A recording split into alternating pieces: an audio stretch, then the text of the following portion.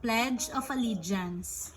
I pledge allegiance to the flag of the Philippines and to the republic for which it stands, one nation under God, indivisible with liberty and justice for all.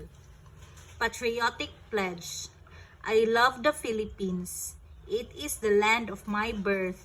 It is the home of my people. It protects me and helps me to be strong, happy, and useful. In return, I'll heed the counsel of my parents. I'll obey the rules of my school. I'll perform the duties of a patriotic law and abiding citizen.